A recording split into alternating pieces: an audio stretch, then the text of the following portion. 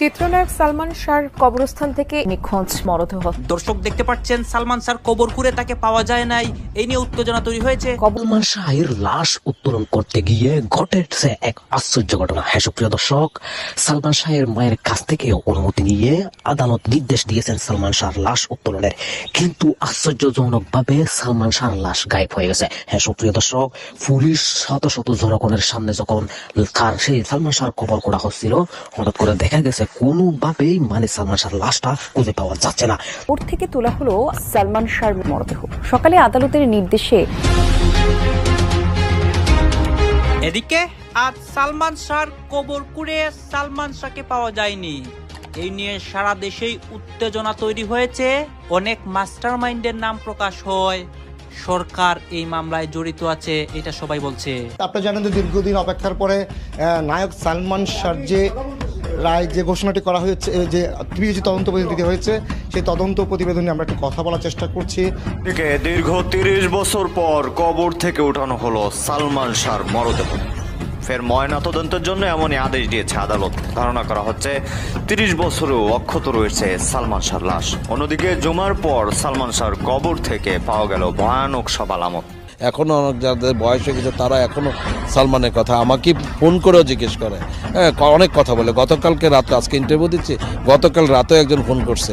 দর্শক আপনারা দেখতে পাচ্ছেন দীর্ঘ 30 বছর পর সালমান শাহর মরদেহ আদালতের নির্দেশে তোলা হচ্ছে, এবং এই তোলার মধ্য দিয়ে কিন্তু এবার ফাইনাল ডিসিশন নেওয়া যাবে যে সে খুন হয়েছিল নাকি সে নিজেই মারা গিয়েছিল। দর্শক, তার কবরে পাওয়া গেছে অবিশ্বাস্য সব আলামত, এবং সেই আলামত কিন্তু একজন ম্যাজিস্ট্রেট, একজন উকিল সে দাঁড়িয়ে। সুপ্রিয় দর্শক, আসসালামু আলাইকুম রহমতুল্লাহ, আশা করি ভালো আছেন সবাই। সুপ্রিয় দর্শক, ভিডিওর থাম্বনেল, টাইটেল, ভিডিওর কিছু অংশ বিশেষ দেখে আপনারা ইতিমধ্যেই বুঝতে পারছেন আজকের ভিডিওটি কতটা গুরুত্বপূর্ণ। সুপ্রিয় দর্শক, তাহলে আমি আর কথা বাড়াচ্ছি না, তাহলে চলুন আমরা কথা না বাড়িয়ে সেই সম্পূর্ণ বিস্তারিত ভিডিও দেখে আসি। তার আগে আপনাদের প্রতি আমাদের একটা ছোট্ট রিকোয়েস্ট, যারা আমাদের চ্যানেলে এখনো নতুন অবশ্যই চ্যানেলটি সাবস্ক্রাইব করবেন, আর যারা ইতিমধ্যে চ্যানেলটি সাবস্ক্রাইব করছেন আপনাদের অসংখ্য ধন্যবাদ। তাহলে চলুন এখানে আমরা বিস্তারিত ভিডিওটি দেখে আসি। ডনকে তারা ঠিক করেছিল তাকে হত্যা করার জন্য।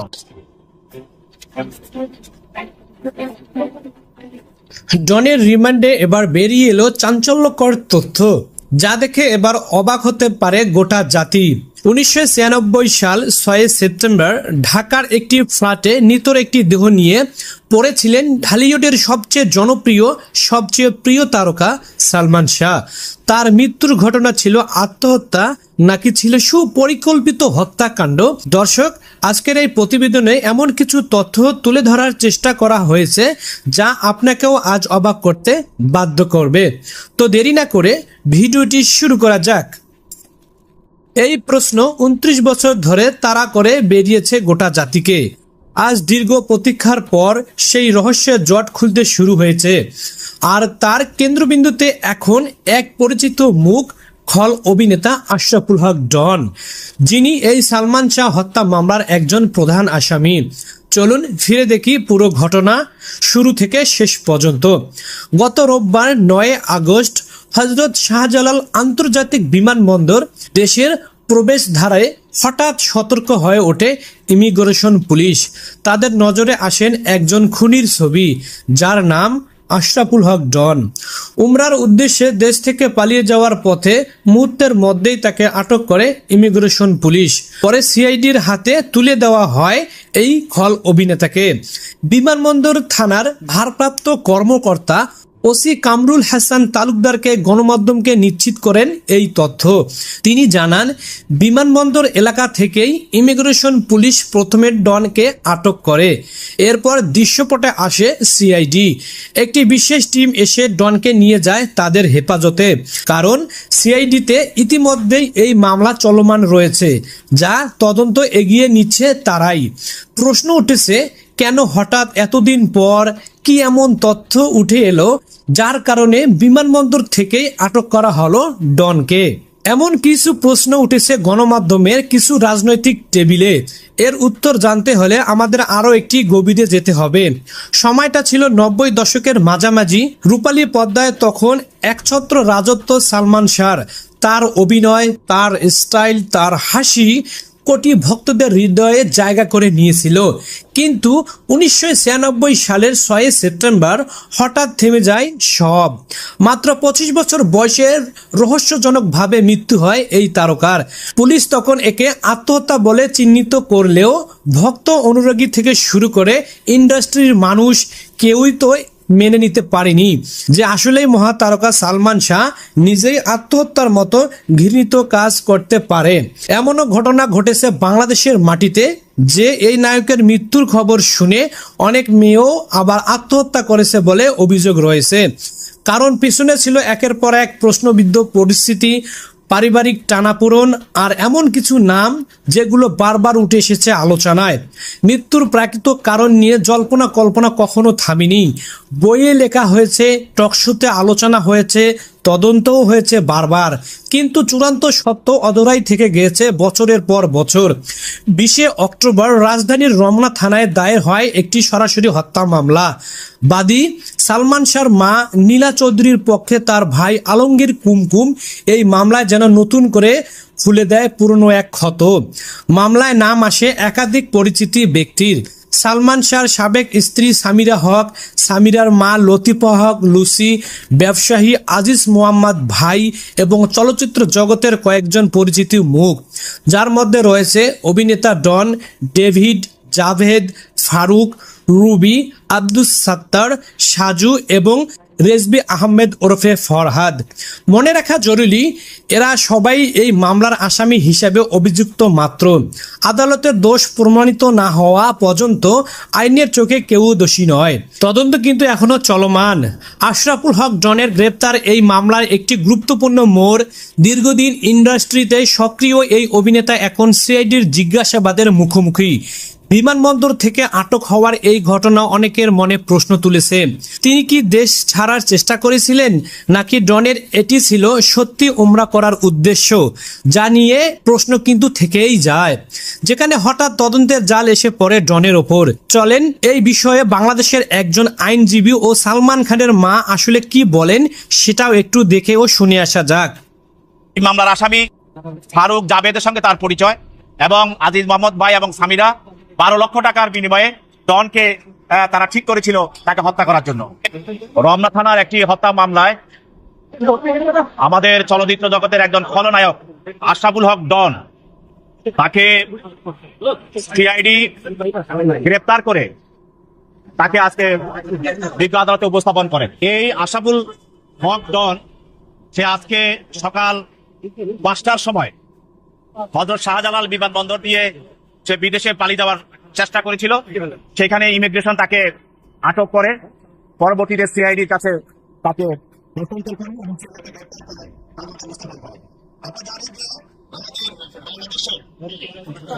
চলচ্চিত্র জগতে একজন খুবই জনপ্রিয়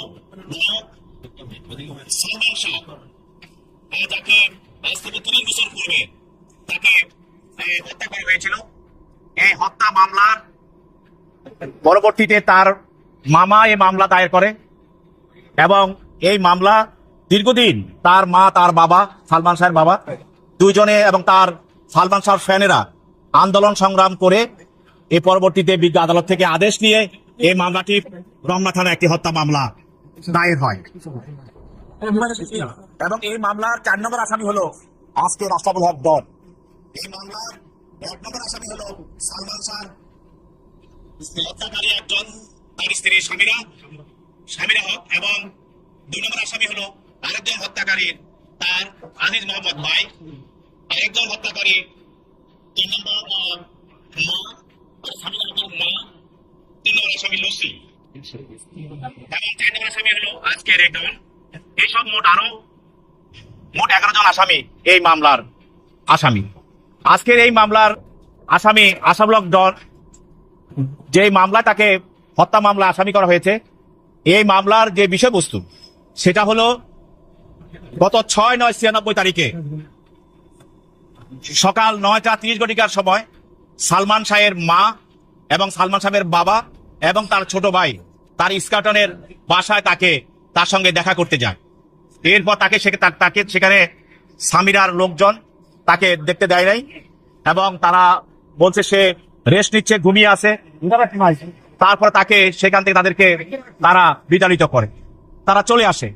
এরপরে আসসালামু আলাইকুম রহমতুল্লাহ। প্রিয় দেশবাসী ও সাংবাদিক সব ভাই বোনেরা, আমার বাচ্চারা, সবাইকে আমার অভিনন্দন এবং অভিনন্দন এই ব্যাপারে। আল্লাহ আকবার, আল্লাহ আকবার, আল্লাহ আকবার। আল্লাহ আছেন, আজকে প্রমাণ হয়েছে আল্লাহ আছেন, আল্লাহ মহান, সত্যের জয় হয়, সত্য কোনোদিন চাপা দেওয়া যায় না। এই ডনকে অনেক আগে গ্রেফতার করার কথা ছিল। এই এক সপ্তাহ আগেও ডন একটা পোস্ট দিয়েছে, দেখছেন বোধহয়, অনেক কথা বলছে। আজকেও সে বলছে সে হজে যাচ্ছিল, যাচ্ছিল সে, তাকে তো আল্লাহ তার হজ কাবা কবুল করে ফেলছেন। মানুষ খুন করে ওখানে যাওয়া যায় না, আল্লাহ যেটা সাধু দিয়েছেন সেটাই হয়ে গেছে। সিআইডির সূত্রে জানা গিয়েছে তদন্ত প্রক্রিয়া চলমান এবং আরও তথ্য সামনে আসতে পারে আগামী দিনগুলোতে। দর্শক, 29 বছর ধরে চাপা পড়ে থাকা এই রহস্য জট কি অবশেষে খুলতে চলছে? 90 দশকের এক জীবন্ত কিংবদন্তি সালমান শাহ, যার মৃত্যু আজও একটি অমীমাংসিত অধ্যায় হয়ে রয়ে গিয়েছে। তবে এবার হয়তো ন্যায় বিচারের পথে এক ধাপ এগোলো এই মামলা। সত্য কি তা প্রকাশ পাবে তদন্তের মধ্য দিয়েই। আমরা অপেক্ষায় থাকব আরও তথ্যের জন্য এবং সর্বশেষ আপডেট নিয়ে হাজির হব আপনাদের সামনে। এই ধরনের অনুসন্ধানী প্রতিবেদন নিয়মিত পেতে চ্যানেলটি সাবস্ক্রাইব করে রাখুন এবং নিচে কমেন্টে জানান আপনার মহামূল্যবান মতামত। সালমান শাহর মৃত্যুর ঘটনায় চিত্রনায়িকা শাবনূরকে জড়িয়ে দিয়েছেন নতুন তথ্য। ওরও গুণের শেষ নেই। আমি অনেক সময় অনেক শর্ট দিয়ে আমার দিকে তাকাতো যে শর্টটা হয়েছে কিনা। সালমান ভাই বলছিল আমার যে মনসুর নারী জাত মা বোনের জাত, ইজ্জত করবি, সম্মান করবি, বিশ্বাস করবি। যারা অপপ্রচার করে হয়তোবা তাদের কথা শুনে সামিরা হয়তোবা বিশ্বাস করেছে। আর কত বছর আমাকে বলির পাঠা বানানো হবে? আর কতদিন আমি এই নীরবতার বোঝা বয়ে বেড়াবো? আজ আর চুপ থাকতে পারলাম না, আজ সব সত্যি বলে দেব। হ্যাঁ দর্শক, ঢালিউডের অমর নায়ক সালমান শাহর রহস্যজনক মৃত্যুর প্রায় 3 দশক পর আবারও তোলপাড় নেট দুনিয়া। হঠাৎ করেই সামাজিক যোগাযোগ মাধ্যমে ছড়িয়ে পড়া নানা গুঞ্জন, লাইভ ভিডিও এবং একটি ভাইরাল ছবিকে কেন্দ্র করে নতুন করে জ্বলছে বিতর্কের আগুন। সালমান শাবনূর জুটি যখন বাংলা চলচ্চিত্রের সোনালী ইতিহাস, ঠিক তখন সেই সোনালী ইতিহাসের নেপথ্যে থাকা কিছু মানুষ কি সালমানকে মৃত্যুর মুখে ঠেলে দিয়েছিল? সোশ্যাল মিডিয়ায় ডনের সঙ্গে ভাইরাল হওয়া এক নারীর অন্তরঙ্গ ছবি, সামিরা ও মোস্তাক ওয়াইজের একের পর এক বয়ান এবং এর মাঝে শাবনূরের নাম জড়িয়ে নানা মহলের কাদা ছোড়াছুড়ি, সব মিলিয়ে সালমান শাহর মৃত্যু রহস্য যেন আজও এক জট পাকানো গোলকধাঁধা। আসলেই কি সেই ভাইরাল ছবির নারী ছিলেন সামিরা, নাকি এর পেছনে লুকিয়ে আছে সম্পূর্ণ ভিন্ন কোনো চাল? আর সালমান শাহর মৃত্যুর পেছনে আসলে দায়ী কে? সামিরা, ডন, নাকি ফিল্ম ইন্ডাস্ট্রির ভেতরের কোনো অদৃশ্য সিন্ডিকেট? সালমান শাহর জীবনের শেষ দিনগুলোর সেই অজানা সমীকরণ, ভাইরাল ছবির নেপথ্যের ইনসাইড স্টোরি এবং শাবনূর সামিরা দ্বন্দ্বের আদ্যপান্ত জানতে সম্পূর্ণ ভিডিওটি না টেনে শেষ পর্যন্ত দেখুন। স্বাগতম আপনাদের বাংলা ভাইরাল 24-এ। বিনোদন ও সাম্প্রতিক চাঞ্চল্যকর সংবাদের নিয়মিত আপডেট পেতে এখনই চ্যানেলটি সাবস্ক্রাইব করে বেল আইকনটি বাজিয়ে রাখুন। ঘটনার শুরু একটি পুরনো সাদা কালো এবং রঙিন মিশ্রিত ছবি দিয়ে। সম্প্রতি সামাজিক যোগাযোগ মাধ্যম ফেসবুক ও ইউটিউবে হঠাৎ করেই একটি ছবি দাবানলের মতো ছড়িয়ে পড়ে। ছবিতে দেখা যায় ঢাকাই সিনেমার জনপ্রিয় খলনায়ক ডনের সঙ্গে এক নারী অত্যন্ত অন্তরঙ্গ অবস্থায় দাঁড়িয়ে আছেন। মুহূর্তের মধ্যেই নেট দুনিয়ায় দাবি ওঠে ছবির এই নারী আর কেউ নন, তিনি নাকি প্রয়াত চিত্রনায়ক সালমান শাহর স্ত্রী সামিরা হক। ব্যাস, নেটিজেনদের একাংশ দাবি করতে শুরু করেন সালমানের মৃত্যুর পেছনে নাকি ছিল এক জটিল সম্পর্কের সমীকরণ। সালমানকে সরিয়ে দিতেই নাকি এসব চক্রান্ত হয়েছিল। কিন্তু দর্শক, একটি ছবি কি সত্যি পুরো সত্য প্রকাশ করতে পারে, নাকি ছবির পেছনে থাকে ক্যামেরার পেছনের এমন কিছু গল্প যা সাধারণ মানুষের চোখের আড়ালেই থেকে যায়? ছবিটি ছড়িয়ে পড়ার পর থেকেই চারিদিকে যখন তোলপাড়, তখন বিষয়টি নিয়ে মুখ খুলতে বাধ্য হন ঘটনার সাথে জড়িত ব্যক্তিরা, বিশেষ করে সালমান শাহর তৎকালীন বন্ধু এবং পরবর্তীতে সামিরার স্বামী মোস্তাক ওয়াইজ ও খোদ সামিরা হক নিজে। তাদের দেওয়া বক্তব্যে কিন্তু বেরিয়ে এসেছে সম্পূর্ণ ভিন্ন এক দৃশ্যপট, যা শুনলে যে কোনো সাধারণ দর্শকের চোখ কপালে উঠতে বাধ্য। মোস্তাক ওয়াইজের দাবি অনুযায়ী ইন্টারনেটে ডনের সঙ্গে যে নারীকে নিয়ে এত হইচই হচ্ছে তিনি সামিরা নন, তাহলে তিনি কে? মুস্তাক জানান, এই ছবিটি তোলা হয়েছিল প্রয়াত পরিচালক দেলোয়ার জাহান ঝন্টুর বিখ্যাত সিনেমা আশা ভালোবাসার শুটিং চলাকালে। সেই ছবির প্রধান চরিত্রে অভিনয় করেছিলেন নায়ক সালমান শাহ এবং নায়িকা শাবনাজ। আর সেই ছবিরই একটি গুরুত্বপূর্ণ পার্শ্ব চরিত্রে অভিনয় করেছিলেন তখনকার নবাগত অভিনেত্রী সাবরিনা। মোস্তাক ওয়াইজের ভাষ্যমতে পুরো ঘটনাটি ছিল নিছকই শুটিং সেটের একটি মজার মুহূর্ত বা ফ্রেন্ডলি প্র্যাঙ্ক। আউটডোর শুটিং চলাকালে বিশ্রাম নেওয়ার সময় ঘরের ভেন্টিলেটরের ফাঁক দিয়ে ক্যামেরা তাক করেছিলেন খোদ স্বয়ং সালমান শাহ। ডন ও অভিনেত্রী সাবরিনার সেই মুহূর্তটি ফ্রেমবন্দি করে সালমান শাহ নিজেই নাকি পরে ডনকে বারবার খ্যাপাতেন এবং মজা করতেন। তাহলে প্রশ্ন জাগে, সামিরার সঙ্গে কি ডনের কোনো ছবিই ছিল না? এখানেই আসে গল্পের আরেকটি বড় মোড়। মোস্তাক ওয়াইজ স্বীকার করেন, ডনের সঙ্গে সামিরার একটি সাধারণ ছবি নিশ্চয়ই ছিল, তবে সেটি কোনো অনৈতিক বা আপত্তিকর ছবি নয়। সামিরা একটি ম্যাগাজিন পড়ছিলেন, সালমান শাহ মজা করে ছবি তুলছিলেন এবং ডন দুষ্টুমি করে হাত বাড়িয়ে দিয়েছিলেন।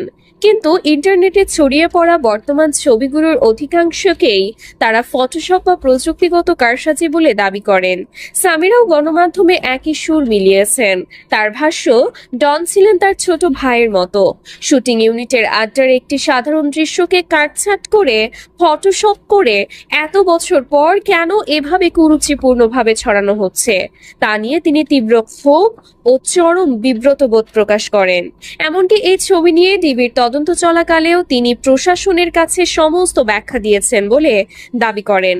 কিন্তু দর্শক, সালমান শাহর মৃত্যু সংক্রান্ত এই নোংরা বিতর্কের আঁচ এসে বারবার কার গায়ে লাগে?